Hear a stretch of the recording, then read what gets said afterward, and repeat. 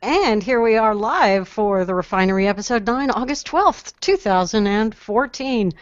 I am Leslie. We've got Ryan, JD, Felicia, and Corey, and Andy. Are you there, Andy? Andy will be here in a minute. Ooh, Andy is awesome. not there yet. He is tardy. I assume he's going to bring a note from his mother. Otherwise, Cleaning the kitchen, so oh, well, then that's fine. brownie points right now. As long as he's doing chores, then that's a perfectly excused absence. All right. Well, JD mentioned that he had a few things on his mind that he wanted to talk about. So, Oh man, here we go. We're the starting it off. We're pressure, kicking it man. off real early.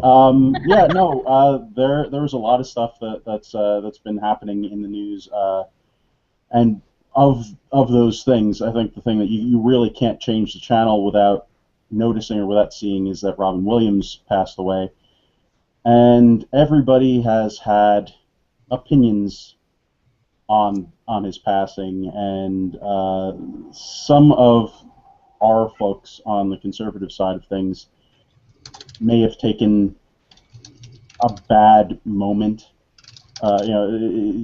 sort of jumped into things with not the best kind of preparation, or thought even really, when they made these comments. But it's been a wild day on Twitter, as Fishy got to see and participated in a little bit this morning. The big one, or there are actually a couple.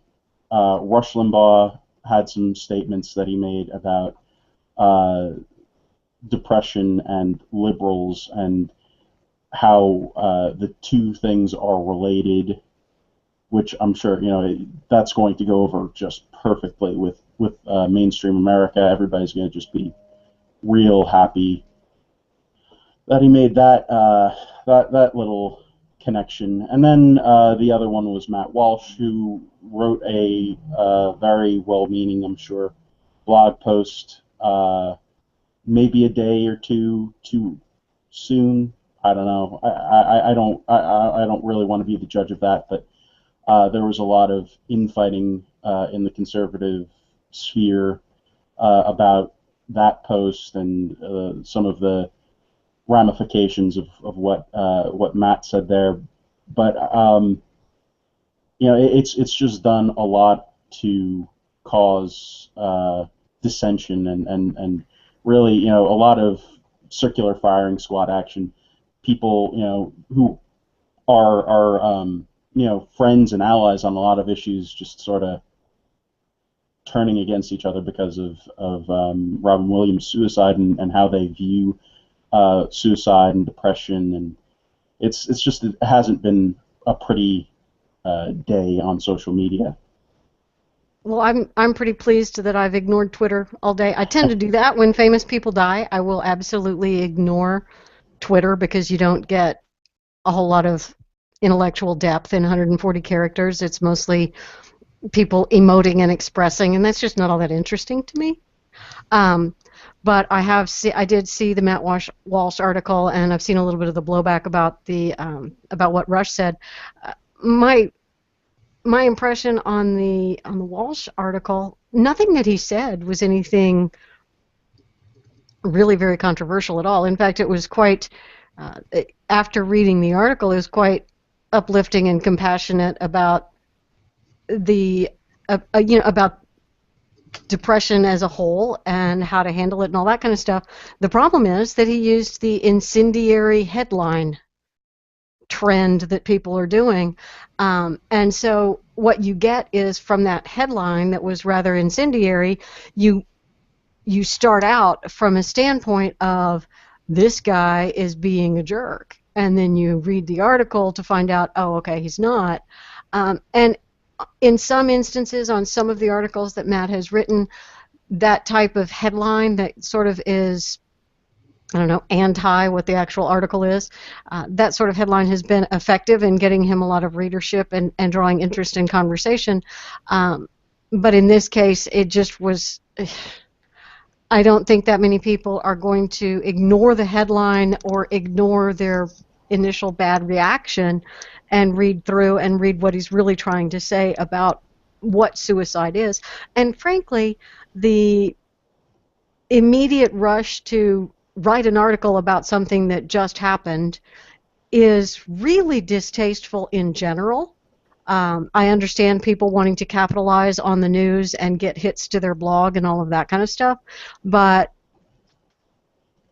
there are so many articles about Robin Williams and his death and what it means to me, and then there are those who are trying to capitalize on it politically, and it becomes just so very tacky.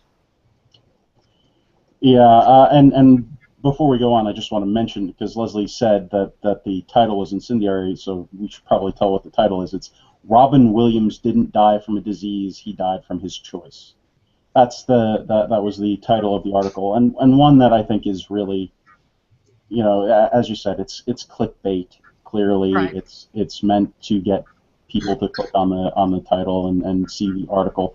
But I also think it kind of ignores, and a lot of people shared this sentiment on Twitter, and I think it was the main real cause of the debate, was that there were people who suffer from depression. They were talking about how it's hard to say that this is a real choice for Robin Williams, because I mean, and to me, even I don't understand the concept of saying that somebody who took their own life is a rational person. I think that it's the definition of irrational to take one's own life. So it's very, very hard for me to understand, and it's been hard for other people to understand, how you could make that sort of. But Matt's point in that was to try to make people who suffer from depression not feel helpless. I understood his point in trying to make that distinction, that it is always your choice and you always have the choice and there's always the way out, and you are not a helpless victim of a disease. I understood what he was trying to do, and I really don't care to discuss the concept of depression and what it means and suicide and all that kind of stuff. That's just not really what we're here for. But the point he was trying to make was not to, I didn't think, was not to denigrate the people who suffer from depression, but to try to give them hope and some sort of hope and a feeling of control over their own lives. That was what he was trying to do. I don't think that the world was ready to hear that message right now. Trying to do something and actually accomplishing it are very different things, and I think Exactly. that. Sorry? Well, I wanted to offer a different perspective. I was just kind of thinking, but I'll wait till you guys are done. No, welcome back, Andy. Come on. We've been waiting for weeks to Welcome back. Come on. Come on, I had to pay $100 just to come on tonight. You always make me do this. What really hurt is I found out you don't make anyone else pay, and that's what really. Who told him? I'm not going to talk about that. It was Ryan, but I'm not going to talk about that. Okay. Ryan. Look, let me give a different perspective as, once again, the former liberal. There are isolated comments like the ones you're talking about, but let me tell you something. This entire experience of what's happened with Robin Williams, who outlines, or for me, has just really shown another reason why I loved becoming a conservative. I am so proud to have joined the ranks of you guys. Okay? And here's why.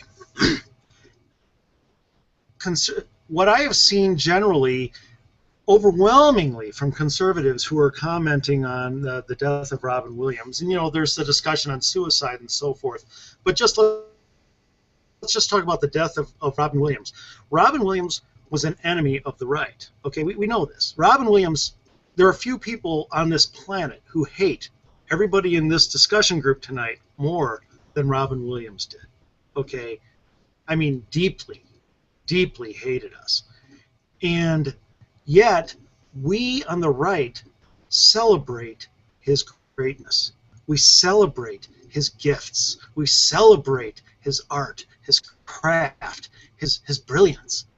I believe he is all around, if you look at all around both physical humor and writing of humor and so forth, I think he's the most gifted overall comedian, humorist of our lifetimes. Okay, overall. I mean, his talent was, Robin Williams didn't have talent, he was talent. He woke up in the morning and went to bed at night being more talented than anybody he would ever meet. Okay, and that's just the way it was. Let me tell you something about the left. When a right-winger, strong right-winger... It wasn't just humor. Go ahead. It wasn't just humor. He did great dramatic acting, too. Oh, yeah. You see, but that's because his ability to conceive, he could put himself into a role as quickly as he could put himself into a joke, because his mind could instantly imagine a different perspective that others couldn't, and then bring it to us, both physically through humor, through the written word, or through a dramatic piece. He was incredible. Let me tell you something about liberals, folks. If a conservative has massive talent, and this is a conservative who has been an outspoken critic of the left, and that conservative dies, you will not see, at the very most, you will see grudging approval through gritted teeth, only because they know that it would look really bad to say what they really felt. And a lot of times they'll just say what they really feel. You will not see this. We on the right can appreciate, I guess here's what I'm getting at. We on the right, you guys on the right, can appreciate the greatness of people who disagree with you deeply. And on the left, they can't. Because when your entire goal in life is to control other people, then they become pawns in your chessboard of life. You cannot love and appreciate those you wish to control. And you sure as heck can't enjoy a pawn that moves its own way and not the way you wish it to move. And that's more important to you than their gifts and their talents. I'm telling you this, and I mean it from the bottom of my heart, as a former leftist. The left would not celebrate the passing of a right-winger to anywhere, not even to 1% of the degree that I have seen from the right celebrating this great man, this great talent. I think that's a good point to make, but I don't know how it advances what we're really doing here with, moving the conservative message forward. And I'm not going to get into any of the details of his life or his death. I don't care about all that. I really don't. What I'm really focused on is how we are going to reach hearts and minds, how we're going to deal with the images that people on our side are putting out. And that, I think, is the focus that I have on where this has been. And you're totally right. What I'm saying doesn't advance that. I just wanted to say that as a comment to you guys, the right, and basically tell you how much you guys impress me. And I mean that. The right impresses me. From the rhinos to the Tea Party to the Christian right, to all of them. All of them love people. And they don't only love people insofar as those people agree with them. You're right, this doesn't deal with the fact that we've got some loose cannons making us look bad. That's a different story. But I just wanted you guys to know the right is amazing. It's not perfect because there's too many of us to be perfect, but it's amazing. But actually, that's kind of an insight that we need to understand, because we can only be more effective at bringing in the people in the middle if we understand who those people in the middle are. If we have to understand the people who aren't us. And it's natural to me to be able to look at an artist and appreciate his art, even if I don't appreciate his politics or his lifestyle or his hair color. It's not. Maybe it is compartmentalizing. Maybe it is appreciating one thing and ignoring the other. It doesn't. I don't really care what we term it, but it's natural to me to be able to have an appreciation for a Susan Sarandon film and her acting ability, and know that she and I differ greatly on her politics, but she's doing a job which is to entertain or enlighten me, and she is able to accomplish that, and ta-da, I will pay the money for her to, for the movie. It's just natural to me to be able to do that, and to be able to like someone and agree with someone on a particular thing and work with them on a particular task, even while I totally disagree with them on something else. But you're saying, Andy, that true liberals don't do that? If they dislike my politics, they're not going to be able to work with me or appreciate me for anything?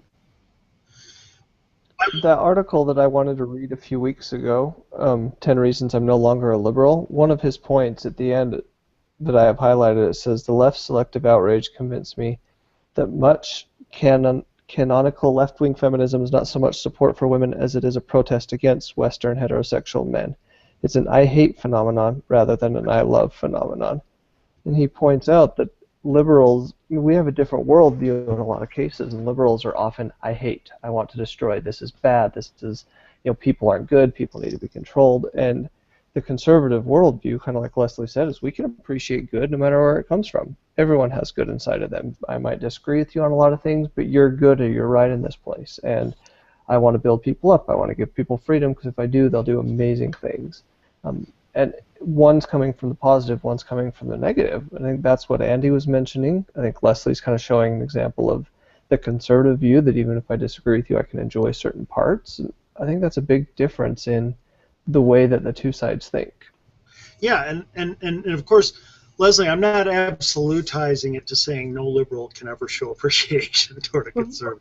But trends and in general help us to understand. Oh, but they're overwhelming trends. Okay, I mean, look at the whole foundation of the sales pitch. What is the basic sales pitch of the left to voters? It is set up somebody for you to hate. Rich people, white people, the military, oil companies, pharmaceutical companies, whatever, right? Set up somebody for you to hate, and then say, give us 51% of the vote, and we will bring them down for your benefit. Okay? What is the sales pitch of the right? The basic sales pitch of the right. Unleash your potential. Not through paying it out of somebody else's earned pocket, but unleash your potential. Believe in you. I mean, look, Ryan's right. They are united around hate. And let me tell you something. They hate constantly. And this is not just the angry college student. It's the sweet little old lady. They hate, like I mentioned in that one little thing I did. You see it the second you disagree with them. They have to silence it. They can't tolerate disagreement. It becomes, well, let's just not talk about that. Oh, let's just change the subject. They want to run. They either run or they attack. There's no in between. There is so little in between with committed liberals. Okay? And it is really something. It's ugly, and I ran from it into the arms of the right. And I would never look back.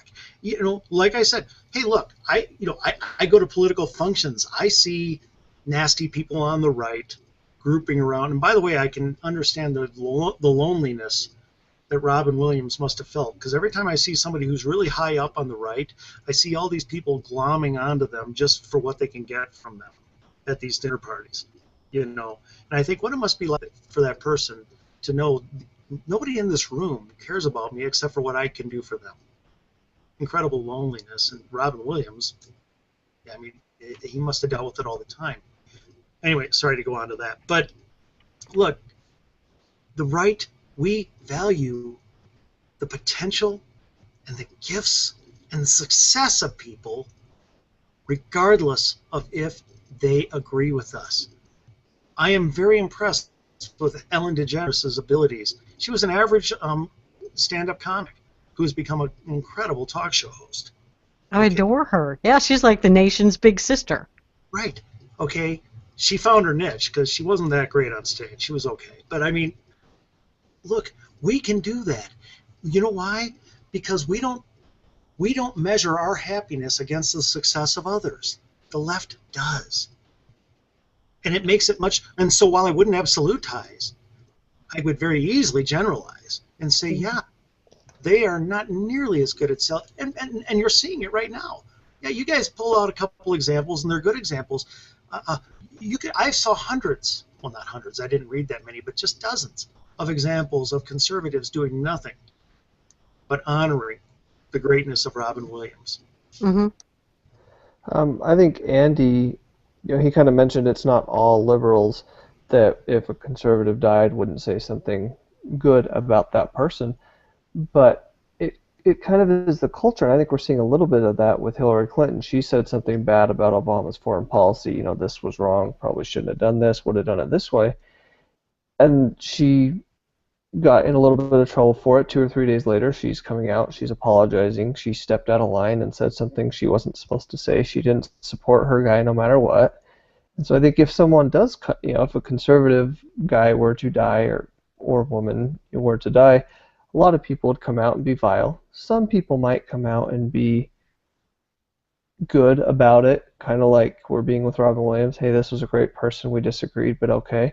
But they're going to get attacked from the hardcore people on their side for doing that. Even if it's the right thing to do, they're still going to get attacked and silenced.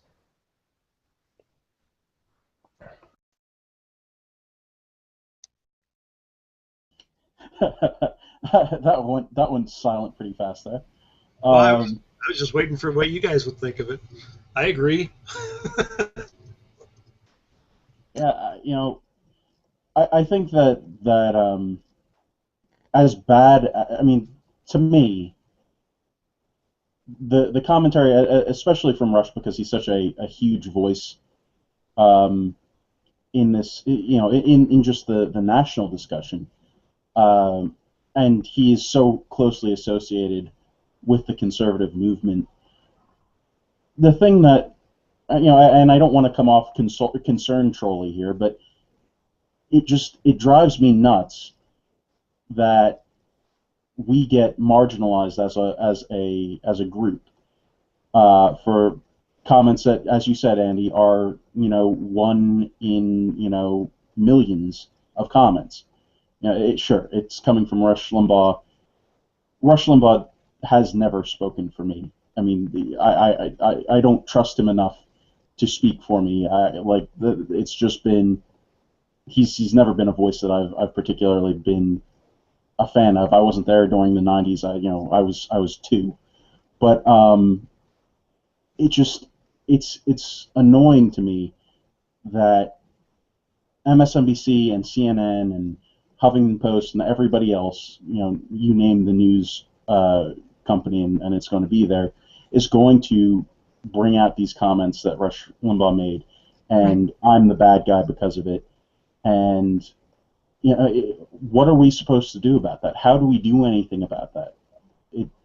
Is there a solution to this aside from trying to be nice people in everyday life? I mean, how do we account for this? I think we have to realize that the left is not collectivized as much as we are. One person on the left can say something stupid, and that's just that one person on the left saying something stupid. Not every single leftist has to own and be responsible for that stupid thing. But we on the right, if one person on the right says something stupid, one guy who attended one Senate candidate's rally said something stupid, and then that Senate candidate, because he didn't denounce the member in his audience, now no longer has a Senate career. I mean, didn't that happen before? And we have one Republican candidate for Senate says something stupid, and that means all Republicans everywhere have to answer and give their opinion of it and denounce that person completely. So we end up owning everybody else's responses and everybody else's statement. So when Rush Limbaugh says something that is going to be taken in such a way, then yeah, it damages the whole movement. And we know that. It isn't fair, but so what? It isn't right, but so what? It isn't what Rush meant, but so what? The vast majority of people are not going to listen to what Rush actually said. They're not going to read a transcript. They're only going to read the Huffington Post headline and maybe the Huffington Post article. And they're going to get an impression that Rush Limbaugh says that Robin Williams killed himself because he's a leftist, because leftist ideology makes you commit suicide. That's what they're going to think. And they're then going to think, because they're not political people, they read Huffington Post for the pictures of boobies or whatever you get on Huffington Post, they're going to look at that and say, oh, Republicans believe that being a leftist makes you kill yourself. Republicans are stupid. That's what they're going to take out of it. And we have to accept that. And Rush has to know that because he's not a stupid individual. Well, can I ask you 2 questions? Please do. First of all, do you think that that's because that we are put in that position pretty much strictly because of their dominance in the big 3, the media, academia, and entertainment industry? Absolutely. Okay. And secondly, does that put us right back into Fishy's basically stated purpose at the beginning? Because of that dominance, we have to come up with a quick and much more effective counterpunch to deal with the random moronic statements that come out from our side. And by the way, JD, I agree, those are dumb. Okay, I'm with you. Because even when I agree with like parts of that article, strategically they're dumb, and we have to deal with that. Right. Part of that, I think we deal with that is because we on the right are so overwhelmingly more positive about the passing of somebody like Robin Williams than they would be about Rush Limbaugh, But that's not enough because of their dominance of the big 3. So what do we do? What do you guys think? I mean, I'm just throwing it out. What do we do to counter that? Because we can't ask every Rush Limbaugh who speaks for 3 hours to never. I know I couldn't speak for 15 hours a week and never have a loose comment. Well, I speak 2 hours a week and have loose comments. I mean, come on, sure. I mean, you could make them as popular as the liberal talk show hosts. Instead of having 20 million listeners a day, if he had 5 or 10 listeners, no one would care. No one would know what he says. We can't do that. He's too good at what he does. Well, I mean, there are definitely other shows out there. I know Dana Lash is on around the same time. I'm not sure if she's a direct competitor or not, but no. Corey won't let me listen to women that cute. And and Ann Coulter says stuff that I am embarrassed of, and Dana Lash says stuff that I'm embarrassed of, and Michelle Malkin says stuff I'm embarrassed of. Mark Levin, Glenn Beck, they all have at one time or another said stuff that I wholeheartedly agree with and stuff that I wholeheartedly disagree with. That's just the nature of other people talking. I'm not going to agree with them 100%, and I can't change what they do, and I don't want to. And I think they have an outsized importance to us even because they are, in fact, our only successes in the conservative movement. We don't have ridiculously successful conservative philosophers. We don't have ridiculously successful conservative entertainers, educators, or politicians. Our only real big successes in the conservative movement are Fox News and AM radio. That's, without a doubt, the areas that conservatives own. We have a few successful conservative actors and educators and politicians, but we don't have that industry. So we take a lot of pride and put a lot of importance in the stars of AM radio and Fox News, and we end up kind of almost accepting that they speak for us and that they are our heroes. They aren't, but we kind of put them on that pedestal too, because the arena of successful, wildly successful national platform conservatives, it's a small group. There's not that many to choose from, so each one has to have an outsized importance. So when Rush says something stupid, or that can be taken stupidly, or that will be taken and used against us, which I think is really more of it, that there are the people who are paid to listen to Rush Limbaugh every day and extract that sentence that can be twisted and written into a HuffPo article and spread on JournoList and become the meme of the day. They do this on purpose. They look for this every day, and the fact that they only get one thing every other week is pretty incredible. But I understand why it's such a big deal for us, but we have to find a way to kind of bust down their importance in our own lives, I think, and maybe question, how do we question the premise of the Huffington Post and all of those guys, and question their premise of Rush speaking for me? How do we kind of disown that without really disowning him? It's tough. It's a really tough call. And a lot of people, I don't even know anymore if this is the case, but I certainly know some people who got into the conservative movement through talk radio hosts. I'm sure that Rush and Levin, et al., the rest of them, did their fair share of bringing people into the movement to some extent. I don't know. Mm-hmm. I don't know what the average Mark Levin or the average Rush Limbaugh listener does politically. I don't know what they do. I'm sure they contribute financially to campaigns that they get told to contribute to, but I don't know what they do as far as activism goes. I don't know that there's a way that we can detach the importance of these radio show hosts. And I really don't, I don't even want to. I just wish that they would try a little bit harder to not give gifts to the left. Well, and do the stars in the firmament on the leftosphere, do they do the same thing our guys do and we just don't know it? Oh, we do know it. We pay attention to it, but as we discussed last week, we're really, really bad at making the left pay for their mistakes. I mean, we make something funny for 2 seconds fishy. We're down one strike because they own mass media. We're down 2 strikes because our spokespeople, for lack of a better term in this one, are seen as spokespeople for us. We can't afford a 3rd strike. So this is just the reality that there is.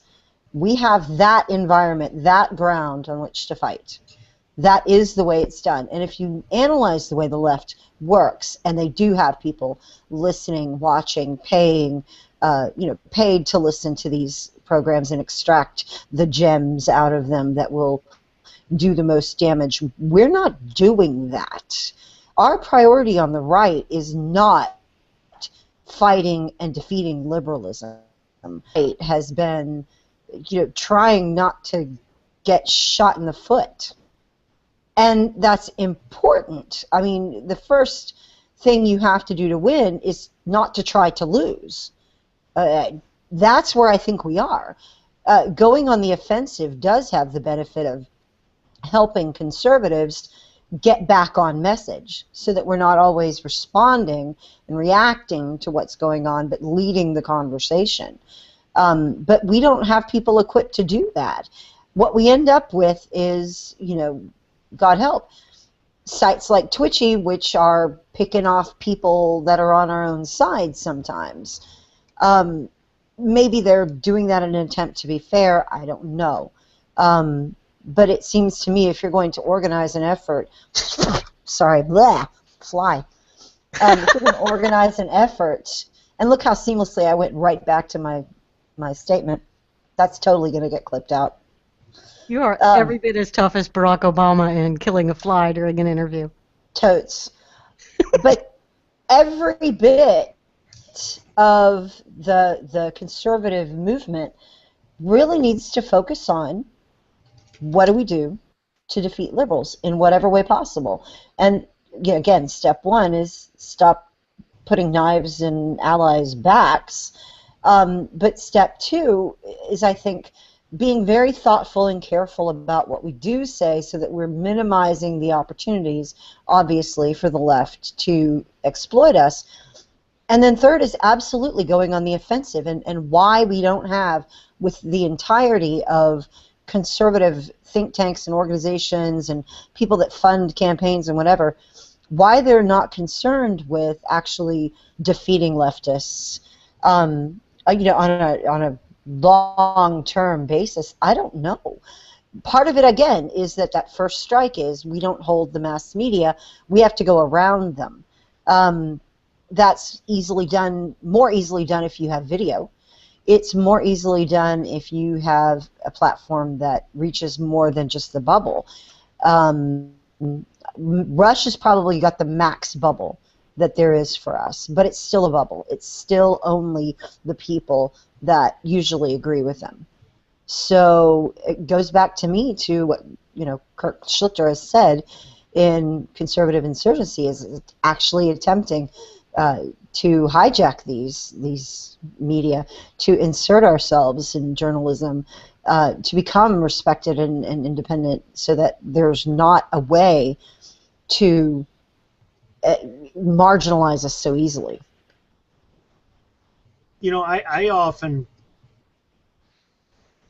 I daydream about what it would be like if the popular big-name conservatives would go on these liberal shows and do something totally different, not just sell conservatism. I got to be honest. People ask me, because we all get asked this. Hey, geez, who would you like to meet? Who would you like to really sit down and have dinner with and talk to and so forth? I got to be honest. The people who fascinate me most are like Whoopi Goldberg, who fascinates me with her talent and her perspective on life. And she's a raging wacko liberal. I understand that, okay? Like I'm a raging wacko conservative. I would love to sit down and have dinner with her and talk and just see, where are you coming from? Why do you hold these views? You know what? She holds these views because she really believes that this or that group has been held down and she wants to liberate, and she wants good things for them. She wants them unleashed. Well, that's what I want too. You see, I disagree with how she's going to get there, but I agree with a lot of the things she wants in life. And I wish that there were so many of our people. I wish there were more of our, people like Sean Hannity and so forth, who would go on these shows and not just get on there to bicker, but to get on there and, I don't mean to kiss up, and not to be naive, because these people are going to try to trap you in because they hate you. I get it, and they're strategists. But what's wrong with telling them how great they are? Because they are. They are massively impressive. A lot of them are. Robin Williams had more go through his head in brilliance, literally, in one day of his life than I will my whole life. Okay? When he was the Stephen Hawking of what he does. Okay? And why can't we? Yeah, I am a total rhino and a trader. Yeah. But why can't we why can't we marvel at the greatness of what they do and say, see, that's what I love about America. What you do in a free market gets totally expressed, totally unleashed, Ellen, because what you do is so magnificent. It sells. I'd hate to see all your talent bottled up somewhere in a government-run country. I'd hate to see that. See, why aren't we doing that? Why aren't our leaders out there doing that on show after show after show after show? I believe that would undermine a lot of what they're doing. Well, it would also have the added benefit of showing conservatives being excited about something that excites the general public and say, yeah, you are really talented and I really appreciate the way that you did this, that, or the other thing. And isn't that incredible? Where I think we differ is blah, blah, blah, that sort of thing. Giving people the opportunity to see conservatives as human. And that goes to a John Pierre Maley's article that he just wrote about hatred of people because of what they believe or how they align themselves politically. It was a really good article. We're going to put it in the chat links, the link in the chat there and in the video description. But he goes into how this sort of, it's depersonalizing people. Andrew WK had gotten a letter written to him for a column that he writes about a guy with his father having such difficult relationships because his father was a monster, right-wing extremist guy, and Andrew WK lit into him about you're focusing on all the wrong things, and you're getting to the point where you're dehumanizing people, and you need to remember that everyone is an individual, everyone is human. They're not, nobody's monstrous like you're talking about just for their beliefs. Not the way that this kid meant it. And it was a really great example of how this sort of platform, these platforms, social media, the internet, does tend to let us depersonalize people. And that is a complete leftist tactic. I see some of it on the right too, but it's incredibly in use on the left. Just as you were saying, the whole thing about being taught to hate people, that is part of the means by which you can get that 51% to vote for liberal policies, so that you can get one over on the people that have bothered them. I thought that was a great tie-in with that article. Well, I got to be honest. One of the things that won me to the right was, having been around constantly, how can we get 51% and get even with those we hate? I mean, that's the underlying theme constantly, and you're living in it. And when somebody comes to you and says, "I love what you are," what do you mean you love what I am? I'm a gay black female or whatever. You're a white Christian, whatever. No, you don't understand. I love what you are. I love your talent. I love your work ethic. I love your sense of humor. And you and I want a lot of the same things. We both want the poor to have food to eat. We both want them to have jobs. We both want, people of various lifestyles to be able to choose how to live their lives, not have somebody control them. Here's the difference. You want it so much, and so do I, but you want it so much that you're willing to use government to force it to happen.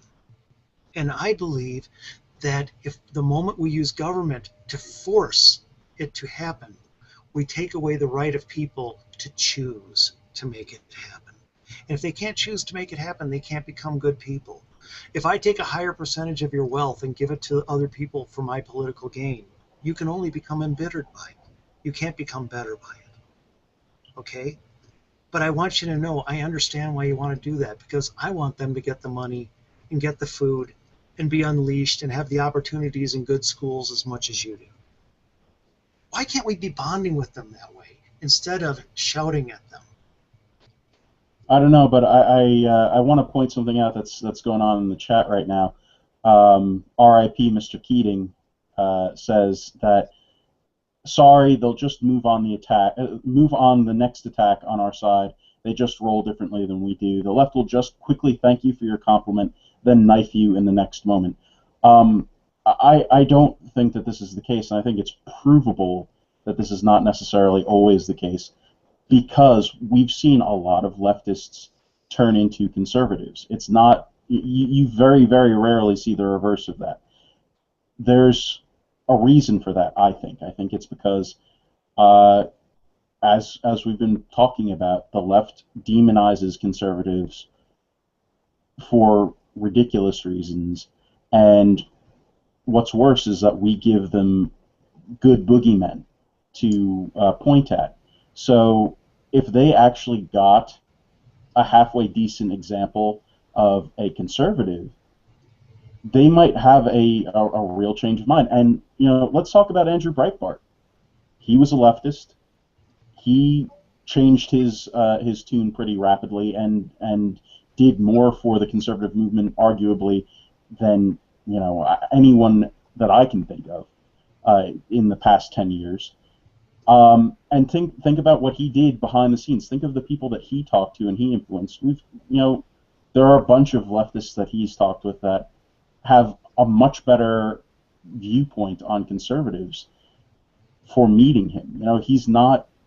He was out there and he was a likable, nice guy. That's something completely different from what you get with a Mark Levin or from a Rush Limbaugh. When you see Rush, when you see Mark Levin, they're always screaming and shouting and yelling and generally being negative and calling people idiots and schmucks and whatever. Andrew Breitbart was good at making people like him and getting his point across. and that's something that we don't do enough of on the right. It's shocking that we haven't taken his example anywhere near to the degree that we should.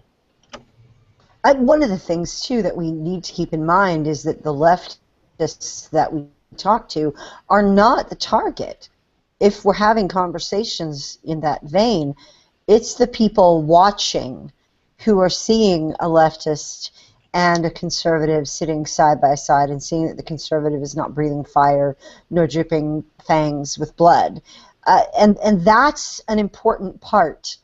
When you have these bubble shows from the left, or from the where the left is broadcasting their sort of thing, and you have a lot of people in the middle, like say Ellen or The View or whatever, you have a lot of people in the middle who are watching that sort of thing. Seeing a conservative that's different from the way that those people portray conservatives is huge, and those people are the audience for Make Nice measures, not the leftists themselves. Those guys, with few exceptions, are not going to be converted. But the people in the middle that are the witnesses, those are the guys that are going to experience some cognitive dissonance, I think. Yeah, I was just writing this, but I'll say it. You're dealing with two kinds of leftists, okay? I'm going to even set aside all the independents who might be listening to your talk. Let's just look at the leftists. There are two kinds, the reachable and the unreachable. And I don't have that discussion in front of me, with the person who said, look, they're just going to turn on you. They're going to or say, yeah, okay, and then go on the offensive. To a degree, he's right, because there are those amongst them who certainly will. And there are who won't. There are two groups in the left, the reachable and the unreachable. And when I talk to them and say, and bond and say, look, we want the same things. Here's why. In fact, God bless you for wanting that. So many people don't care about the poor. So many people don't care about, this or that or whether. That's great. And I explain why. What that does is this. The reachable, it touches. The unreachable, it exposes. And they look bad. Because then when they do exactly what this gentleman was writing and ignore and just turn on you, the audience, those who are listening and watching on, see a little piece of evil that they don't like. And the left becomes less attractive as a result. Does that make sense? I like that, and I've used that in my own thinking, and I've tried to communicate that a couple of times to people on social media. We do the same thing when we're arguing when we're arguing against leftists on the internet. Slow down and think about what's your point and who's your audience. It's perfectly valid to spend your time if you're just trying to sharpen your argument, and so you're doing it to develop your own argumentative skills. That's a worthwhile endeavor. But also think about the fact that the people who may be reading this, you never know who they are, and there are the persuadables out there, and make sure that what you're doing is you're presenting yourself and your position as logical and rational, and you're letting the leftist be the person who uses the ad hominem attack and is cussing at you and is fire breathing, and he's crazy calling you crazy, and all you're doing is being polite in response. It's not going to change the other guy's mind. That's never your goal, because it's never going to happen. Your goal is to just, as you said, expose the leftist crazy for the leftist crazy that he is, because there may be somebody out there who sees it and understands what they're seeing is a leftist crazy and a rational righty, and well, maybe everything that I've been told, maybe I should question things. And then you've just won. You've won something. You've won something small. But yeah, you're going to maybe persuade the persuadables that you don't even know are out there. They will never tell you that you persuaded them. You'll never know that you won. And you only can possibly win it by kind of engaging the leftist, but at least making sure that all your interactions with these leftists are showing you for the decent, caring human being that you are. Well, Yeah, because we've talked so much tonight about the disadvantages we have. They own the media and so forth and all these things, and there were even a few we didn't mention. Let me tell you a huge advantage you guys have. The left is addicted to hate. They can't bottle it up. They can't. It's too much of a powder keg. They can't keep a lid on it. They can't stop hating. Okay. It's the whole driving force behind why they want to get 51% to bring down the. They don't want to get it to elevate. They want to get it to bring down. That's because they hate. Okay, folks, it's easy to make them look bad. And when they do exactly what this guy was going to do, right? Hear you out and then immediately change topics and go on the attack. Great. They are making themselves the bad guys. And here's my simple 2-word advice: let them. See, we on the right, what we do is we let them drag us into the attack, and we go, throw grenade for grenade. Look, you can do that. There are times to do that, of course, in a debate, and you're doing it, and the grenades are reason. I get that, okay? And now and then you mock the left, of course. There's a place for that. But we are not taking advantage of their hate. It's the old, when you watch these old movies about people learning, judo and all this, use their momentum against them, right? I was just thinking of martial arts like that. I was just thinking that. Yeah. Look, they're hateful. They can't stop hating. They won't stop hating. They must hate. Okay? Use that. Let them overcommit on it, and then you be the one who says, look, look, I love these, a lot of the same things that you want. What you want them brought about through force. We do through choice, and you can get into that, and that's great. But don't underestimate how good it is to make them look that bad. It really does. That is an advantage that we have. We can not hate. They can't. They really can't. Well, and didn't we talk about, framing things in terms of, the government being a bully and damaging people, government hurting people, using that victim instinct that the left is so good at, and flipping that and making government the bad guy. If your liberal, talk person is your bad guy, you're going to get into a personality fight. But if the government is the bad guy, and that's the one that you can obviously show there's serious damage that people are having done to them, then you sort of triangulate your way out of a one-on-one, battle, and now it becomes, look, I'm trying to fight for the little guy. I think that we can't, we can't overstate that. That taking that position of we are fighting for the little guy and being able to give examples for that. Right. I mean, when you talk about, you can say to them, hey, haven't you ever seen when everybody, somebody in a neighborhood is going through a hard time or whatever, and everybody kind of rallies, they paint their house, they cut their lawn for a while, they bring them food because they're ill or whatever. Here's the beauty of that. They're all choosing to. They're all choosing to. They're not being forced to by 51% of the voters, taking over government and making them do it. That's why it's a beautiful thing. And when government makes them do what the 51% consider good, it's an ugly thing. Even if you're accomplishing the same end. If think of it this way. Let's say somebody does a good deed for you, and you're like, wow, that's neat. And then you find out they only did it for the wrong reasons, because of something they want out of you, or because somebody else made them do it. How do you look at them now? Everybody knows how that feels. Everybody knows how that feels. It's not easy to make the left the bad guys. Dear Lord, it is incredible how the right has avoided making the left look as bad guys.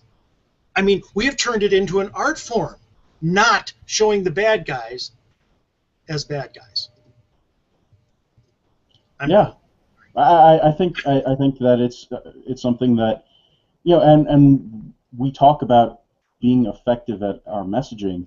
It's not for lack of desire to make the left look bad. I'm 100% certain that Rush and Mark Levin and Rush, all of the Glenn Beck, all of the guys, all of the talk radio show hosts, I'm sure that every single one of them want to make the left look bad and think that they are making the left look bad to an extent. But what are they making stick? It's hard to when you've become as polarized as you are to the general public, it's hard to bring the idea that the person that you're talking about, the person that you're trying to Alinsky, and these are people who've self-Alinsky'd themselves to an extent, talking about the leftists that need to be brought down a peg, and have created these cages for themselves.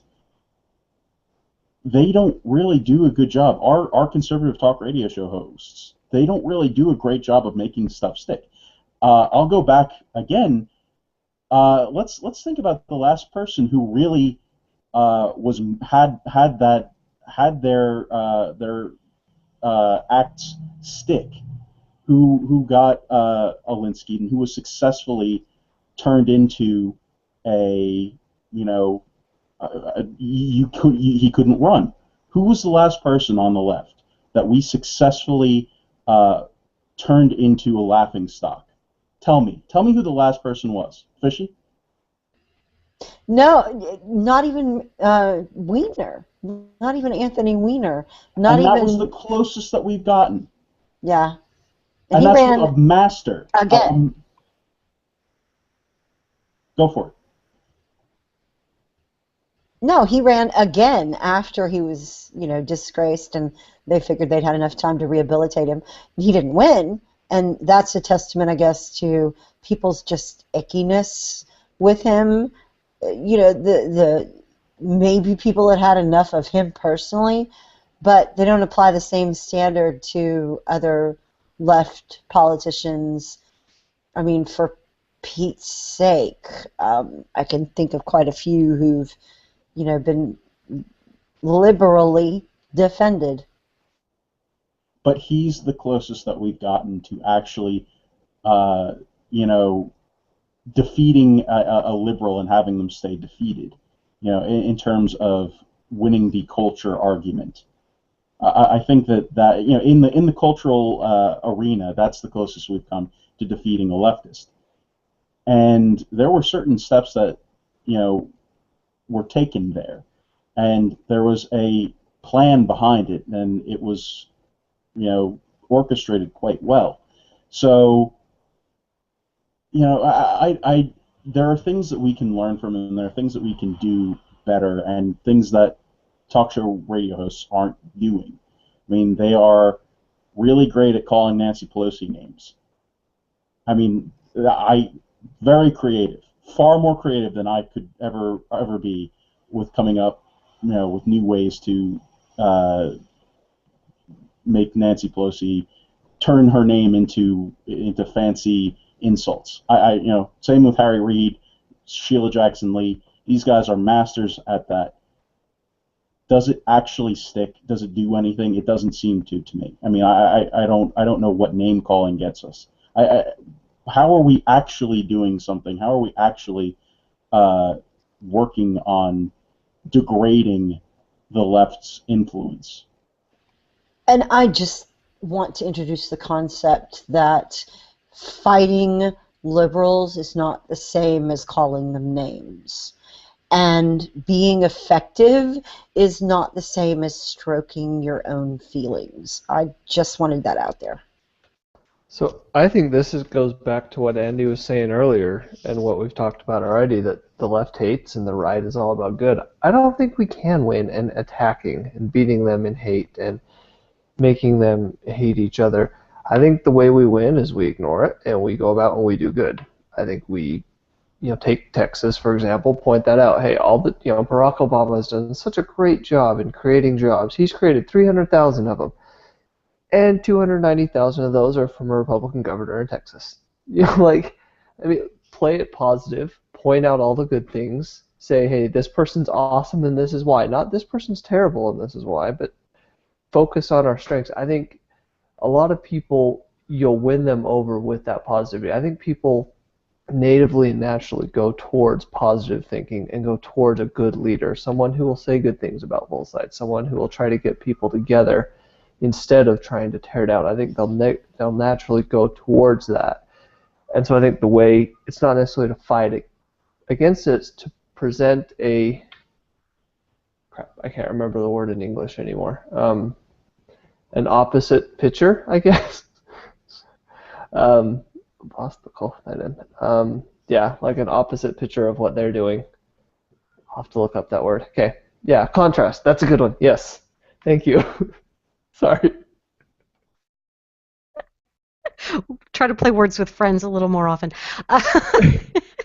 It's been 10 years almost since I've spoken Finnish on a daily basis, and once in a while I'll get a few words in my head and I cannot figure them out in English. So you had the Finnish word and couldn't figure out the English? Well, that's awesome. Yes. That's awesome. And I'm wondering if we look at, what is it that makes the Kim Kardashians and Beyonce and Jay-Z's so amazingly popular and bulletproof? I mean, they can do almost anything stupid and people will love them. And it's because they are promoting themselves above all else. They aren't spending an awful lot of time focused on other people or saying other people's names. They're promoting themselves and their interests, and it's very much of a selfie-involved, look at me kind of culture. And if we in the conservative movement maybe try to adapt some of that, as far as that's a technique that works, the whole self-promotion thing, and instead of tearing down Democrats so much, we do more of the promotion of our own successful ideas and people and personalities, and do more, not just pointing out this is a good thing, but specifically this is a good thing because of the conservative philosophy that it demonstrates. Because we can't assume that people out there know what we're talking about or understand when we say this is something good, that they are actually making the connection that this is a good thing that was brought to you by conservative philosophy or that was brought to you by Republican elected officials. We have to be very explicit about that and make everything we do advertising and promotion for conservatism and the Republican product. And we have to get past our own reluctance to toot our own horn and promote ourselves. And I'm not talking about promoting me and myself and the refinery and the conservative union. We have to promote the conservative movement, conservative philosophy, and Republican officials who made something happen, and be very explicit about it and be very consistent and repetitive about it, to the extent that, oh my God, every single thing she posts talks about how great the frickin' Republicans are. I'm so tired of hearing it. Well, that's okay, because it works for the people who are self-promoters. That's a technique that works. It's clickbait, kind of. It's why do people use clickbait headlines? Because they work. Why do people self-promote all the time? Because it works. Well, yeah, and when we do tear into them, because obviously we have to have the negative too. Even Jesus said, "You brood of vipers, you whitewashed tombs," which I say to my wife a lot. Because that's a weird household you've got there. When she disagree with me, I call her brood of viper, whitewashed tomb. Yeah. Okay, I don't do it. I don't actually do that. He lies a lot. I lie a lot. But former liberal, it's in his name. Jesus is very disappointed that you lie a lot. Yeah, but I do it in his name, so it's really there's a kind of a give and take there. Okay. I need to leave because there's a lightning bolt headed this way. So. Here's the thing: when we do attack them, it can't be because they disagree with me, and that's what we've been doing. When we go after them, it has to be because they are trying to control people, not unleash them. We need to be able to show that. Okay? And by the way, I think that it gets harder to do, because there's one thing that this little group here has that unfortunately too much of the conservative movement doesn't, and I'm sorry, but this is just true. None of you care who wins. None of you care who carries the message. None of you needs to be the one carrying the ball over into the end zone. None of you needs to be. Look, I go. What are you talking about? No, I'm serious. And I went to. I was at a meeting yesterday morning, actually, with a lot of Colorado conservative leaders. And I spent about 10 minutes or 15 minutes talking to the chairman of the Colorado Republican Party. Okay, and he's called a rhino by a lot of people, whatever. But what was interesting is this. There were so many people lining up, wanting to talk to him, wanting to talk to him, wanting to talk to him. And you could tell one by one, so many people, and there are a lot of great people there too, but some people, they just want to be the star. You can't do any of this if you want to be the star. Because if you're a conservative, you don't believe that you've succeeded until America succeeds, until others succeed. It's all about them. And I think there are two things really undermining us, folks. Not just the people who make stupid comments like Rush did or this article, but it's the people who have to be the one to spike the ball. They forget what matters. It's not I win, it's we win. Does that make any sense?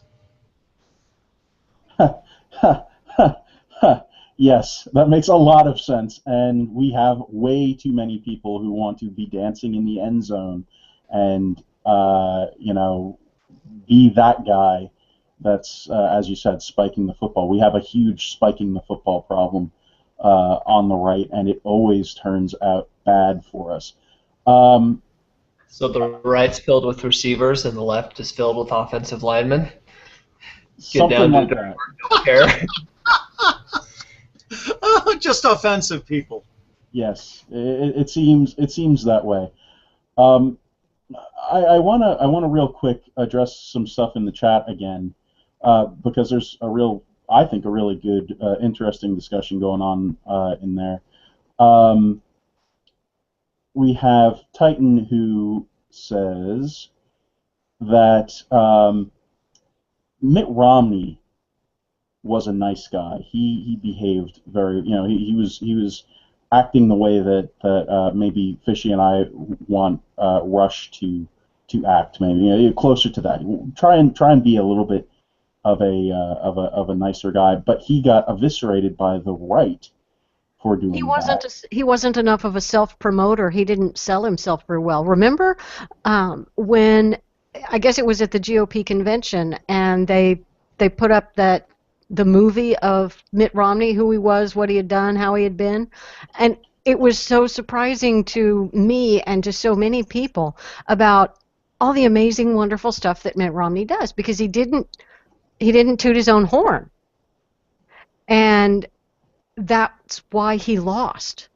If people had known really who Mitt Romney was and what he had done, what he was capable of, what he wanted to do, what he really believed in, if he had promoted himself a little bit more, he probably could have won, because he had the right idea and he was a good guy. He was really a nice guy, but he let others define him too much, and he was too busy being a nice guy and being modest, which is very Mormon. Mormons are very modest people, and I'm sure Ryan exemplifies that as well as every other Mormon I've ever met, which makes them very good people to have around. But as far as campaigning and telling you how awesome they are because you should vote for them, they ain't the guy. Yeah, and we need a self-promoter. But what if he, in a debate with Barack Obama, had simply said, look, I think you want the right thing here in this issue. I think you want the right thing. But here's the problem. You want to bring it about the wrong way. And then highlighted control. That highlighted how he wants to bring it about through control and how that dehumanizes people and so forth. Mitt was a great guy and a kind guy, but he didn't expose his opponent. Right. I agree, and I think that's the same thing, except sort of it's the same kind of situation where there's an aspect that we need. We need the fight that Rush and Levin and these guys have. We need that, but I don't think that they wind up at the place that we need to be. They have certain aspects that we need to have to win, but I don't think that they, in and of themselves, can get there. I don't think that they have the total package to get us to the next level of viability in the conservative movement. The next thing that I want to talk about from the chat was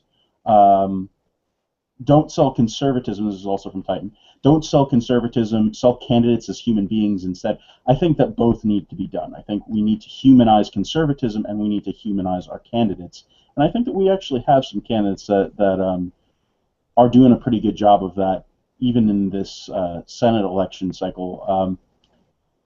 That and then Steve in chat said, "Don't we have the blueprint? Isn't it Ronald Reagan?" So I just want to throw that into the discussion and see what we all have to say about that. And that's a lot of nothing.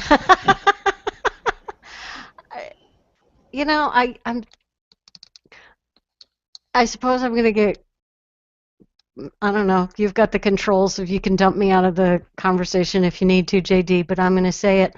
I'm tired of hearing about Reagan. I loved growing up in the Reagan era. I'm so fortunate to have been able to do it. And, I love Ronald Reagan. I just don't think we need to keep talking about him. We need to talk about now, and we need to talk about the future. And if we want to talk about a politician who took the world that was in a bad place and made it better, we should probably model our desires after Calvin Coolidge, more so than Reagan, because Calvin really took spending and slashed the heck out of it, and he turned federal government into a much more modest kind of thing. But the era of Calvin Coolidge is over. The era of Ronald Reagan is over, and we don't need another Reagan. We need ourselves. We need a new torchbearer too. And right, absolutely.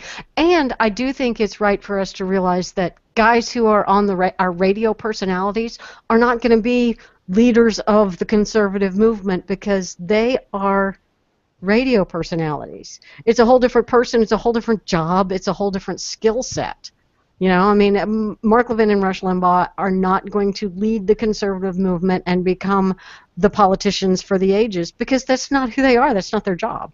And I think they would agree with us when we say that looking to Rush Limbaugh as the leader of the conservative movement, that's wrong. He's got his role to play. And there was an article by, I believe it was Jim Garrity on National Review, talking about how we need all kinds. We need Ann Coulter and Mark Levin and Rush, and we need Krauthammer, and we need the guys from Cato, and we need Mark Stein. We need all of them. There's room for all of it, because we want the conservative movement and the libertarian movement to be so big and so vast that it needs all the different personalities and all the different brains and all of the different skill sets out there working towards our success.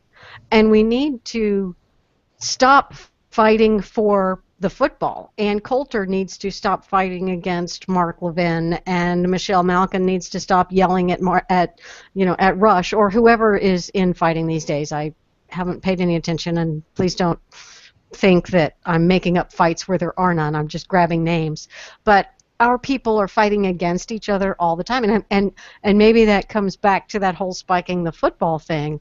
Everybody's looking for the opportunity to be the star who really makes it happen. So maybe Anne is trying to make sure that she's in the number one spot when it really happens, so that she gets the credit. Well, Leslie, one of the things that I've noticed is people always say, we need another Reagan, we need a hero, we need somebody to lead us out of this. And I just look at them and I'm like, why do we need that when we can all work together? Wanted us to. You're cutting in and out there, Corey. Mostly out. You were cutting out. All right, Mostly. I'll restate it. Just going off of what you were saying, Leslie, what drives me crazy is everybody says we need another Reagan because we need somebody to come and lead us out of this crisis. We need somebody to help us, to be our savior, to be our superhero. And I just look at them and I think, no, we need to do what Reagan told us to do and all appreciate each other and work together to the best of our abilities and lead ourselves out of this mess. But instead, it's like we have this built up memory of a wonderful person. I love Reagan to death, but go ahead, Andy. One quick thing, I just want to interject. Virtually everybody who says we need a Reagan or we need Reagan back, we need another Reagan, hates Reagan's 80-20 rule. Yes, that's what I just wanted Right. to Right. Yeah, he just summed up everything I was trying to say. I was going there too. That was my next thing. And okay, for everybody who's under the age of me, the 80-20 rule is somebody who is with you 80% and against you 20% is an 80% ally, not a 20% enemy. And that means that when Marco Rubio has his little 20% immigration moment, that means that we're against him on that 20%, but we still love Marco Rubio because he's a warrior for the cause. Right, and the other thing that really gets me is that, we hold so many things. We're losing you again, Corey. Because Andy's typing. Hold on. Is that better? Yes. It's always Andy's fault. All right, we'll blame Andy. We tend to remember what we want to remember about Reagan. We don't like to remember the fact that he used to be a Democrat and he changed to becoming a Republican. We don't like to remember the fact that at one time he was pro-choice and later on in life he became pro-life. And there are other things that we hold against conservatives today. His immigration policy. He said that one of his biggest regrets was approving amnesty. Mm-hmm. But he did it. He did do it. The last amnesty that has absolutely destroyed us. That was his fault, man. Well, and how about the spending, the out of control spending that was going on during his administration? Yeah. Never want to remember those things. And so when we have Republicans in office or who are running for office today, for instance, Mitt Romney was pro-choice at one time and he became pro-life. Did we celebrate the fact that he became pro-life, or did we constantly attack him for his pro-choice stance? Calling him a flip-flopper. I mean, come on. He flipped in the right direction, so hooray! He stayed. He did not flip and flop. And sorry, that's my pet peeve with that whole conversation, but if you're going to hold Reagan up on a pedestal, you have to look at the whole picture. You can't just pick and choose the facts that you want to like out of history. Well, and this is why that's so important, because we saw this in the 2012 cycle. So often it was the hero go round, I say that all the time, where we'd have a candidate that was the superstar, and then something would happen and that candidate would get torched and completely burned and put out of any, beyond the pale, and then they'd focus on the next one, and that one would find something, and then they would get burned to the ground, and then the next one, and the next one, and the next one, and it's that 20% disagreement sort of area. If we're going to get away from, and I'll do this backwards because the way that the camera goes, if we're going to start over here with the left, which is where we are now presidentially, and we have this range of candidates, my preference is obviously to be closer to this range, this end of the spectrum. But any movement this way is a positive to me. It's not perfect, but it's positive. So my theory is that we pick the level of, I suppose, agreement, the non-negotiable level, or whatever, and all of the people who are on acceptable range, that will go with any of them. The problem is that we make that range of acceptability so far and so narrow that anyone outside of it, we're going to see people stay home and not vote because their guy isn't the one who won, in their range of acceptability. So I hope people start thinking about that. Get a minimum level of compliance in your head, and that anybody who's above that or to the right of that is someone that you'll support in the end. You fight like the dickens to get your guy between the beginning of the primaries and when the candidate's decided. But after that, if that candidate is within your acceptability range, you go and you work for them. And the other thing is, during the primaries, you fight like hell for your guy, and try not to spend too much time tearing the other guy apart, because all the time you spend doing that, you are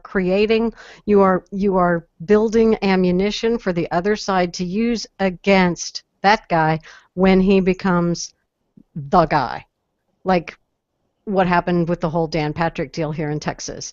When you have an ugly primary, the uglier the primary is, the more ammunition you're giving to the Democrats for the general. And that's just something that we have to learn and grow up, as far as being a little bit more mature politically and understanding that goes on. I think maybe some of the Reagan worship is a recollection of a fondness for an era when it was cool to be conservative. We were proudly conservative. We were proudly American. We were victorious. We knew that we were right and that winning the Cold War was the right thing to do. And we stood up and we were proud of ourselves. We were proud to be Americans, where at least we knew we were free. And we loved our red, white, and blue, and it was awesome and it was wonderful. And we want those days back when being conservative was cool. We want the guy who's going to stand there and be a happy warrior and be happy to be conservative, be proudly conservative, and be the leader that just says, hey, come with me to happy conservative land, and be that guy that we rally behind. And we want that. I can understand that. And I would love to have that as well. And the Democrats had that with Barack Obama. They had the image. They had the guy that they could celebrate and cheer for and rally for and follow, and then be super proud of themselves because they had done this amazing thing. And isn't it awesome, and isn't America wonderful, because look, we elected this guy. Aren't we all wonderful people? We feel good about ourselves. Well, it's natural for Republicans to want that again.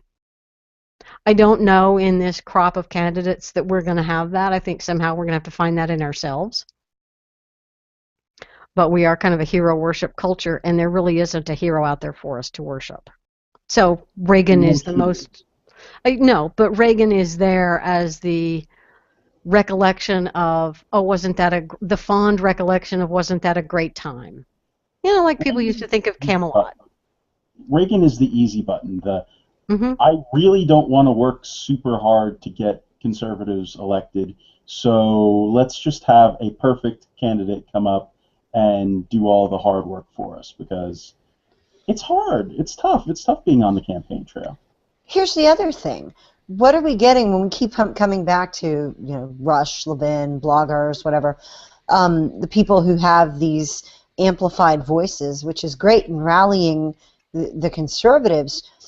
Those people don't have to implement policy. I mean, Leslie talked about that earlier, but it needs to be restated. They are not in charge of moving things, and what we're expecting is our politicians to talk like our talk show hosts and still get elected. And those hosts don't have the broad appeal that, say, an Ellen or The View does.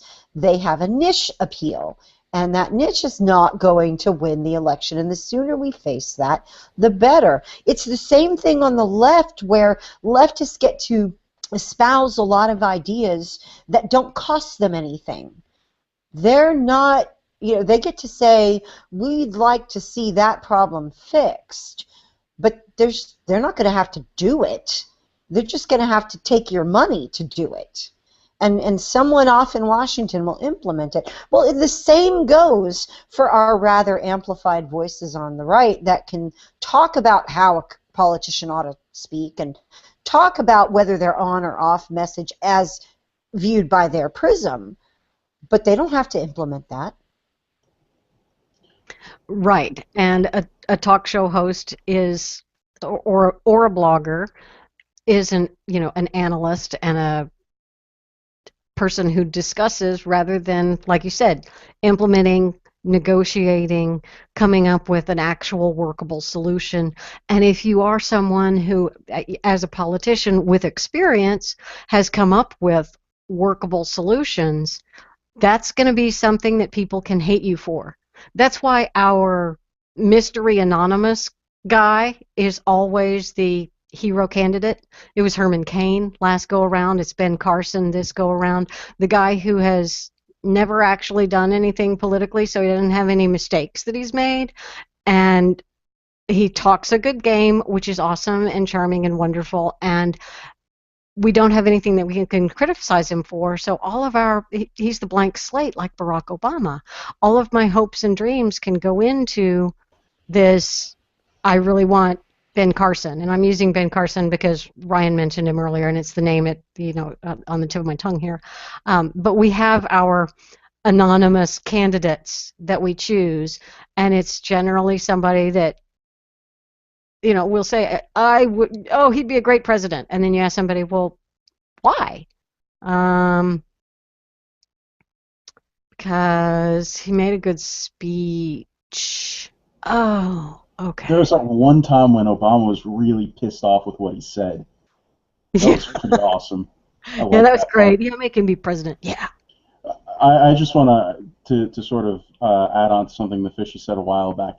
So Fishy, what you're saying is that not every conservative candidate gets to have Texas as their home state and can campaign as Ted Cruz. Like, the Ted Cruz model is not viable across the country. Is that what you're saying? Wouldn't you think that it would be? Because we're homogenous, we are all the same, everyone everywhere has the same views and responds the same way to the same language. Lord deliver me. Yes, that would be a one-size-fits-all approach to campaigning, wouldn't it? Which, good one. Yeah, good callback. Not something that I'm anxious to do. We are getting into the later hours or the later minutes of the show. I wanna bring something up before we go that I think sort of ties into the stuff that we've been talking about the kind of attention that we get in the media and the stuff that we say and how it reflects poorly on us sometimes. And these are the stuff that Rush said and Matt Walsh. You can debate it, whatever. There are definitely points on either side of that equation. I have something that just infuriates me, that I don't think that there's anything that you can that can save this. I don't think that there's any redeemability here for this. So on Facebook one day, I came across one of my friends had posted something about legislation being cleared, or that Congress has cleared the way for Barack Obama's third term, or Barack Obama's forced Congress into allowing him a third term. And this is clearly not the case. This is clearly an erroneous headline. So I clicked on the link, and there was no story there. It was just the comments section. There was no story. There's no nothing. It was just the headline, which was Obama to force Congress to let him run for an illegal third term. And then there was no story, just comments. So when I saw this, I'm thinking, what is this? What is going on here that this person posted a story without reading a story, posted this thing based on the headline alone, and there's nothing backing it up. There's no nothing. So I did some further investigation, looked into this website. AmericanNews.com is the website, and through a lot of trial and error, we finally figured out that apparently it doesn't work on some versions of Firefox and Chrome, the ones that are current. It doesn't work on the current versions of Firefox and Chrome. You can't get to the story. But when I fired up Internet Explorer, I was able to see the stories along with a ton of ads. So we were talking about clickbait. This is actual clickbait. Obama to force Congress to let him run for an illegal third term. That's just one of them. Obama caught funding ISIS. Irrefutable proof offered that Obama is a member of the Muslim Brotherhood. These are all articles from this site, and none of them have the stories that are in the article have nothing to do with the titles. And there are actual articles there? Because you sent me the link, and I saw it just from Chrome, and it was just a headline and then the Facebook comments. Well, that's what I was trying to say, is that the site is set up such that you can see the articles on mobile, and you can see the articles on Internet Explorer and on some outdated versions of Firefox and Chrome. Okay. On modern browsers, there are no stories.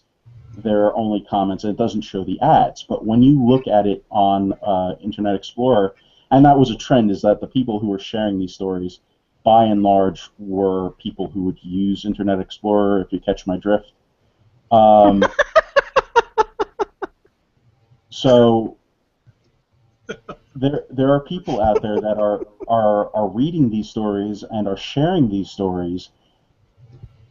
Some of them just based off of the headline, for sure, and others that are being fed this erroneous information that is preying on conservatives and giving them false information. And it's absolutely infuriating, and these guys are profiting off of it because they're selling ad space, clearly. So these guys in Australia, that's where the sites are both registered to. I can't remember what the other one is. I think it's the Patriot News or something to that effect. No, it's just a scum site. I mean, it's not actually... But it's been shared. There's a Facebook page that goes with this that has close to 1 million likes. The share count is insane on these stories. So people are clicking them, and people are paying attention to these stories as if they were actual, real stories. And it is, it's nerve-wracking that this is occurring, and that people aren't saying, hey, this stuff is bogus. These sites are not, it's worse than InfoWars, because at least with InfoWars, going in, oh, this is InfoWars. Right. These sites are, I'm sorry? This highlights some of the hopelessness of worrying too much. Well, both the hopelessness of worrying too much about loose cannons on our side, and also the necessity of coming up with a better strategy countering it. And what I mean is, not only, even if we silenced every dumb comment that comes from a conservative leader, there is plenty of stuff that is planted amongst us by the other side. Plenty of trash like that. Look, trust me, they do that. And they plant it in sometimes well-meaning papers, maybe like the Patriot News. I don't know it offhand. But they plant things, and they plant things. And even if we are perfect, they're going to plant stuff. Now, granted, that's not the same as somebody like Rush Limbaugh. I understand, but still, we need a better strategy. Here's the point. We have a lot of people on our side who are looking for the opportunity to share news about what's going on. They are using their internet to the best of their ability to get the word out about the horrible things this administration has done, attempting to show people what Obama's policies really are doing, the harmful effect. I applaud that. I think it's fabulous. Their instinct is right on. But what's happening is that they're not vetting some of the sources, and sometimes it takes a while. JD was really a while doing the research on these sites and trying to find out why they weren't showing up stories and what the Facebook group had been posting. But we do that sort of thing. We click on a story that's from, say, a satire site and share that, and we don't check it, and then it comes back on us later, and it says, it's debunked, and we look foolish. And it doesn't take too much time to inform yourself about what are satire sites are out there. Everyone practically knows The Onion by now, but there are plenty others that are trolling people on the right and getting them to spread false news and then looking like, morons in the process. And I think that the larger thought here should be an encouragement to people to do a little bit of research. Don't just react and click on something and click share on something right away. Check that out, especially if it sounds hyperbolic, especially if it sounds like it's just too good or too bad to be true. Just take a couple of minutes. Check if it's a satire site.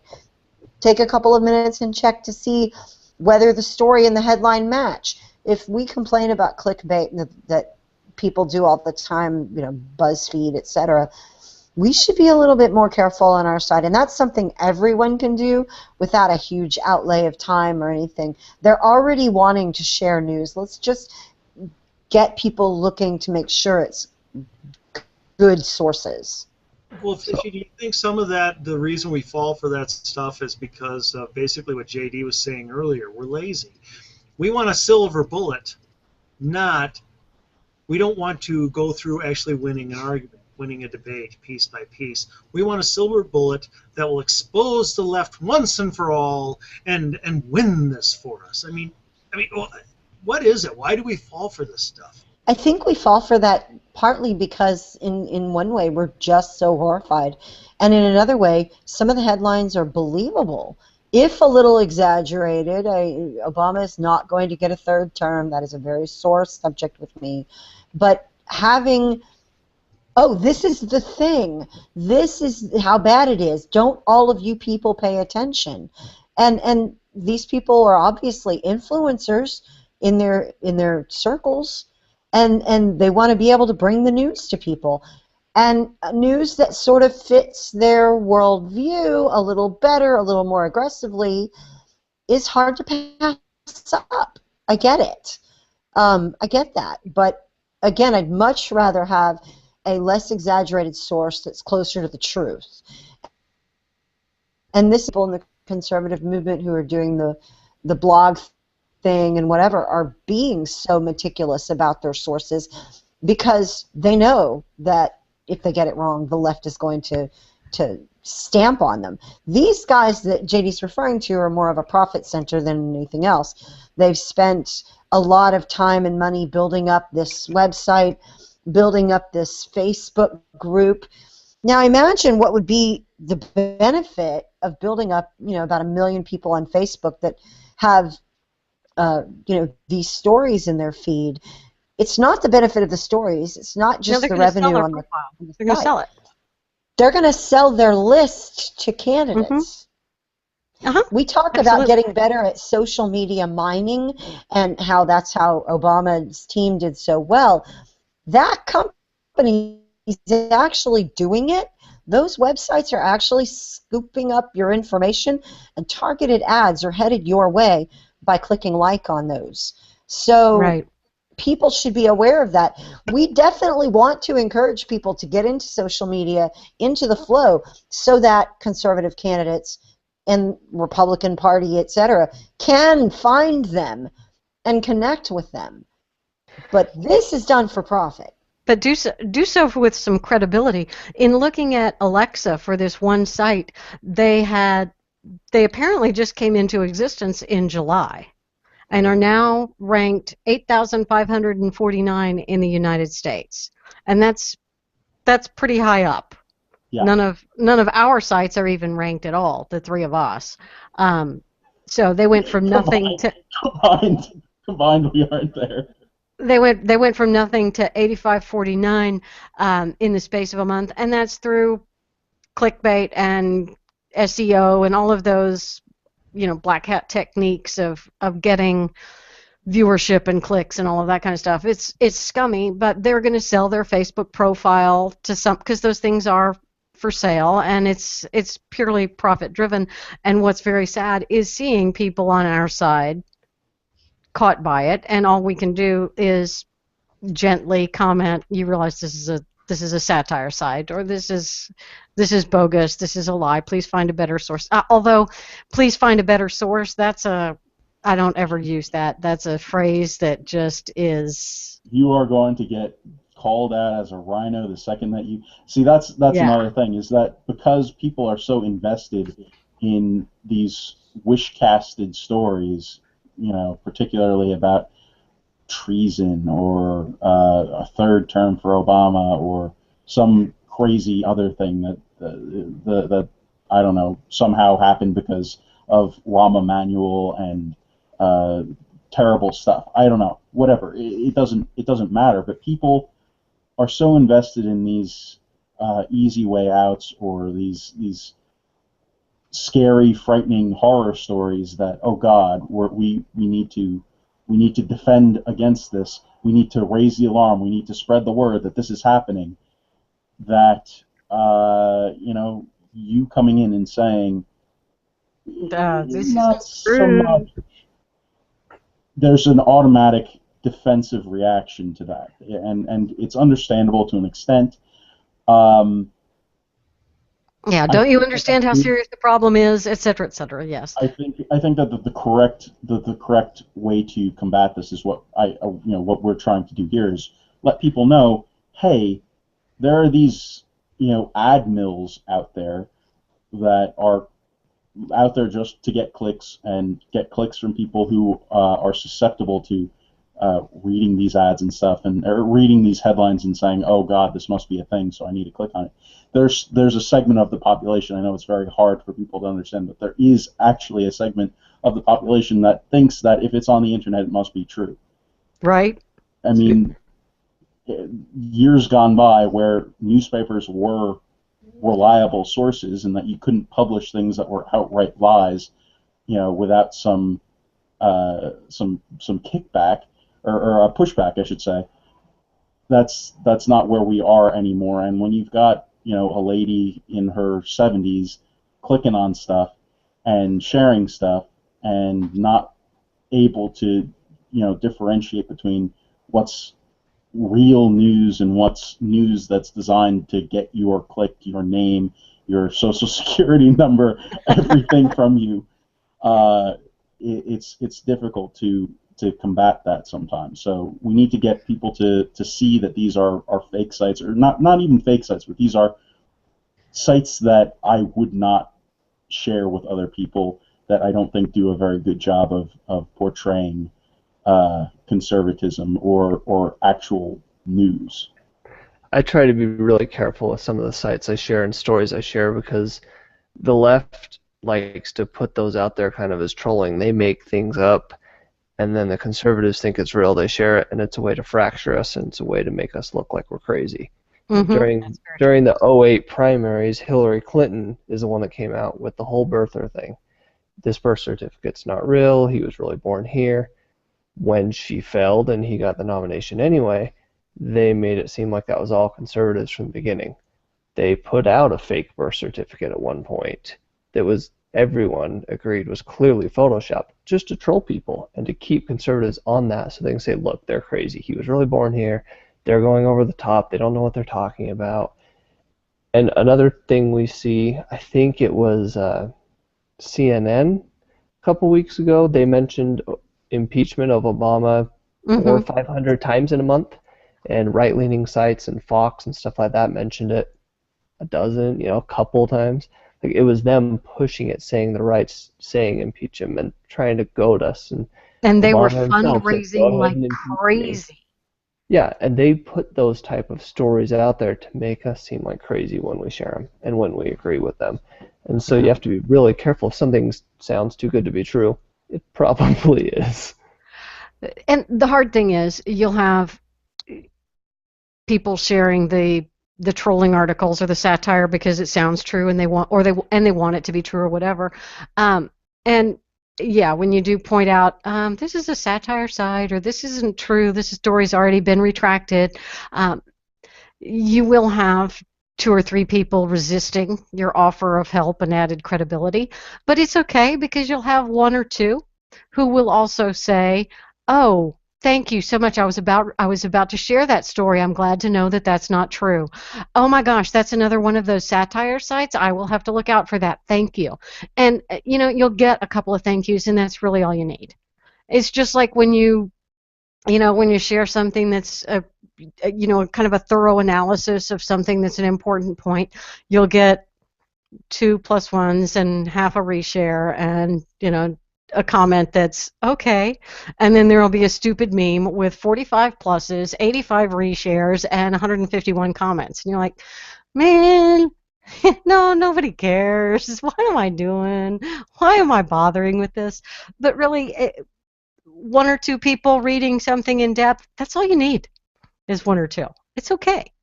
I, I, she tells herself because she's the No, victim of this because all the they time. know where to go the next time they're looking for serious commentary on a serious subject.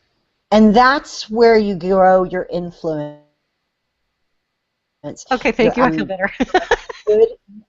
Yeah, really. I'm not telling you anything you don't already know. You're accurate. You're promoting good information, and you're becoming a trusted source to people. That's what we want for everyone in the movement. And this sort of thing, just sort of clicking on reflex, does undermine that. And what is the deal with the flying insects in here? I have no idea, but something that's even more annoying than that flying insect. I put the Facebook page that we were talking about. It's facebook.com/thepatriotreview is the Facebook page that's associated, as far as I can tell, with these sites. And I just want to read to you the three articles that they have there right now. The four, two of the four articles that they recently posted. Hanging Obama dummy causes police shutdown of U.S. city, which didn't happen. There's never shutdown of U.S. city. They shut down the city because somebody hung an Obama doll or hung an Obama dummy. No, that would be national news if that happened. You would see it on mainstream news, and this you're telling me that this happened and MSNBC didn't cover it? I mean, this would be huge if this was an actual story, it would be huge. So there you go. Do you support? And here's their thing. Their post says, "Do you support what this person did? Comment yes or no." That's all that their post is. Do you support what this person did? Yes or no. That has 160 shares. Scroll down, three stories. Here we are.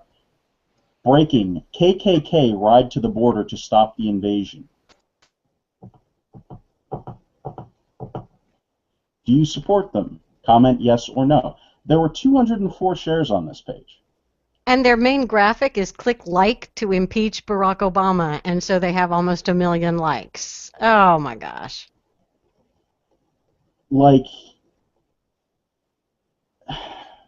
Yeah.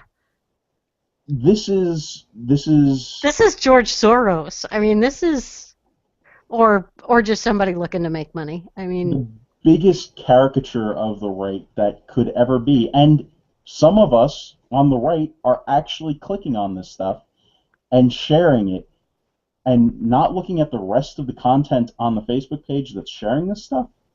We're not looking at the rest of the stories that are on these pages, if you can even call them pages, because they're really not. I mean, this website is I mean, it's horrible. It's not a functioning website in any way, shape, or form, really. It's just there for ads and clicks. That's it. I mean, So wow. one of the reasons I love Pradeep's posts is because he takes a clip of the article, a paragraph, 2, 3, whatever his favorite part is. So I can sit and read that quick 2 to 3 paragraph instead of just the headline. If sometimes it gives me good information, sometimes if I like it, I click on it. But it's still a quick and get the wrong idea sometimes about the articles and should do better reading, but at least it gives me a little more information and entices me to click on it. not something I try to do is to, when I'm posting something that I feel like is important or a good article, a lot of the time I'll share something from it, maybe a little comment by me and then some text from the post so people kind of get a better idea rather than just the headline. Yes, that's always a good thing to do. It's always nice to have that additional information of an excerpted bit of the article. If you were to try to do that with the articles on these sites, the articles on these sites are 2 paragraphs long. They are not articles. They are not even blurbs. They're like, I don't know, supersized factoids. That's what it is. It's just it's not it's I don't know what it is, but it's not journalism and it's not satire. It's It's just a click crap. mill. It's just It's a just an click. ad mill. It's a spam site. Guys, can Yeah. I kind of bring it full circle? Yes, please. Robin Williams. That's where we started our talk tonight.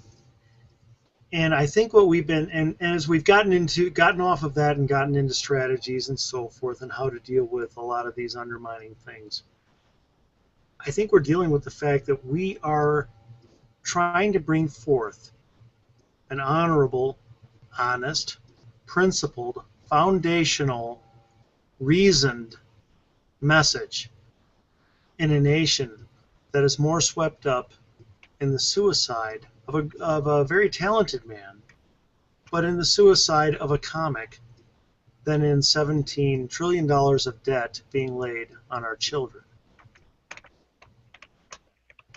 Yeah, that's a good point to make, and I think that, you know, when you're talking about putting it in perspective, that's definitely one way you can do that.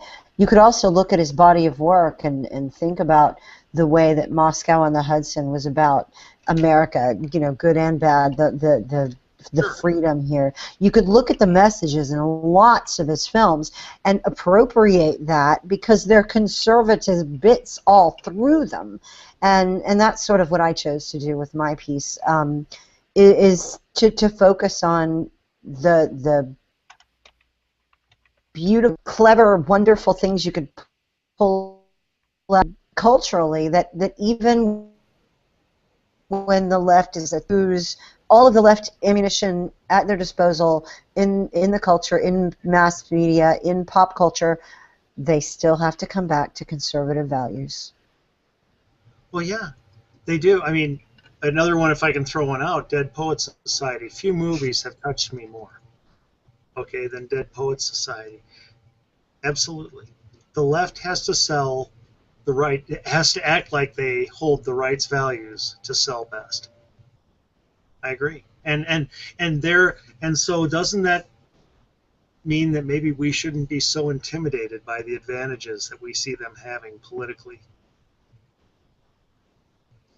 We can beat them, folks. We can beat them. We will beat them if we do it right. Well, I think that's absolutely true because what they have to sell is it's fantasy. The whole liberal worldview is not based on reality. It's not based on real human nature, so it seems attractive, I suppose. Wouldn't it be nice if we all like unicorns and rainbows? But what we have to sell is reality and success and the most wonderful experiment in the history of mankind, which is, you know, the American way of things that created a form of government that was new in the world and that enabled millions of people to reach their potential in ways that human beings had not been able to do in the past. And we're falling back to the old oligarchical way of doing things, but we can stop ourselves and we can turn it around and bring things back to the old American founding way of doing things, because we actually have reality, human nature, normal tendencies, and the proof of everyone's daily lives on our side. And we know, everybody knows it because we look at the things that we look at for our entertainment are the stories of the success of the conservative way of life. Because the conservative way of life is the successful way of life. And I'm going to let you in on a little secret as someone, you know, tangentially in the arts.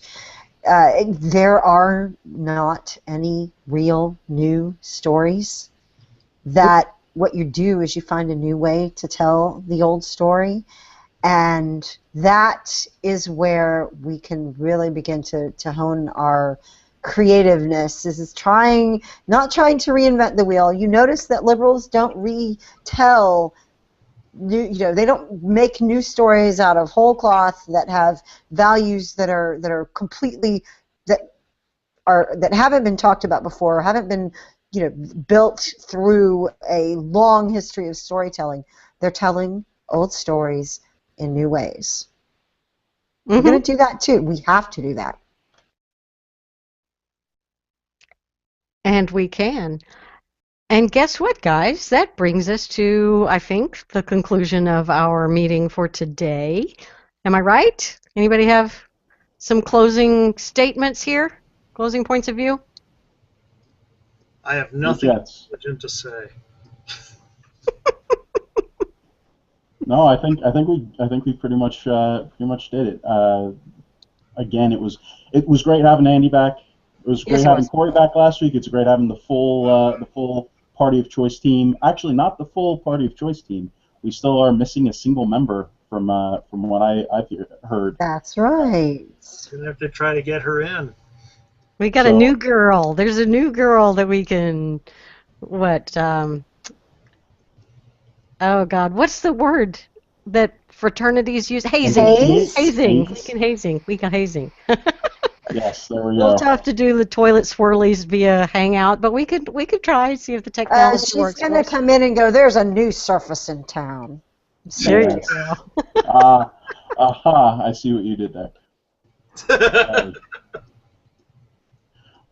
Yeah. So no, thanks everybody for listening. Thanks everybody who came and hung out in the chat. I really appreciate that. Everybody really appreciates that. That's really cool that we can have that additional conversation and try and get more voices into this.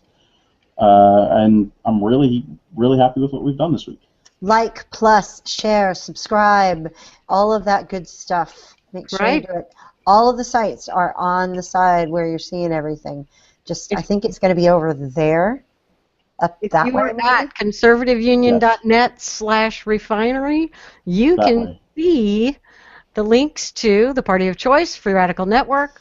You'll be at the Conservative Union. There's the subscribe to the YouTube channels. All the refinery stuff goes on the Conservative Union YouTube channel. So if you're looking for the Refinery YouTube channel, there ain't one. We like to confuse you. This is only for smart people. And Free Radical Network is back fully back up. All of our posts restored. Yay! Finally. Thank you, Brass. That is so awesome. And that's going to finish us off for this week, and we will see everybody Tuesday, 8:30 Central at conservativeunion.net/refinery. Same bat time, same bat channel. Bye, everybody.